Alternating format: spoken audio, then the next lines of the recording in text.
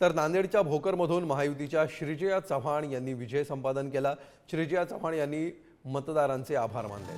महायुतीच्या योजनांचा निवडणुकीमध्ये फायदा झाल्याचं वक्तव्य त्यांनी केलं। मला सर्वांचे आभार मानायचे, कार्यकर्त्यांचे आभार मानायचे, पक्षाचा आभार मानायचे। पहिले मला तिकीट दिल्याबद्दल सगळे लीडर्सला माझे खूप खूप आभार। आणि तसंच प्रत्येक कार्यकर्ता, प्रत्येक मतदार करणारा आमचा वोटर सगळ्यांना मी आभार मानते की त्यांनी आमच्या कुटुंबावर इतका विश्वास ठेवला, इतकी साथ दिली आम्हाला। आणि आज हा विजय माझा नाही तर त्यांच्या सगळ्यांचा आहे। तर सर्वांच्या सहकार्यामुळेच आपला विजय झाला आणि जनतेने शेवटी विकास पाहिला, याचा मला खूप आनंद आहे। पुढील 5 वर्ष जनतेचा सेवक म्हणून काम करेन, अशी प्रतिक्रिया दत्तात्रय भरणे यांनी दिली।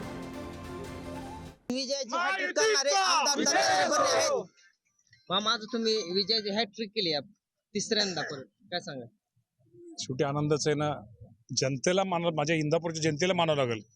खूप चुकीचा प्रचार, खूप खोटा प्रचार, खूप मोठी आमिष, खूप मोठं अर्थकारण या तालुक्यामध्ये झालं, परंतु जनता त्याला अजिबात भुलली नाही।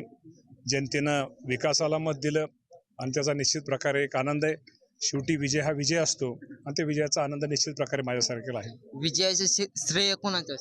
विजयाचे श्रेय सगळेच आमच्या इंदापूर तालुक्यातील सर्वसामान्य जनतेला ह्या विजयाचं सगळं श्रेय मी देतो।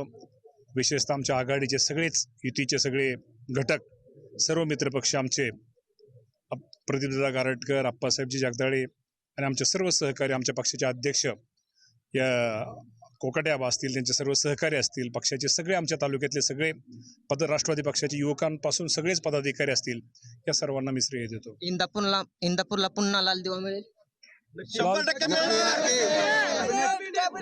लाल दिवा मिळण्यासाठी कधीच आम्ही प्रयत्न, म्हणजे त्यासाठी कधीही केलेलं नाही। शेवटी जे काय नेते निर्णय घेतले, तो निर्णय मान्य करायचा असतो आणि दिव्याला मी कधी हापलेलो नाही आणि हापणार पण नाही। हे होते इंदापूर विधानसभेचे विजयी आमदार दत्तात्रय भरणे। इंदापूरहून विशाल पुढारी न्यूज।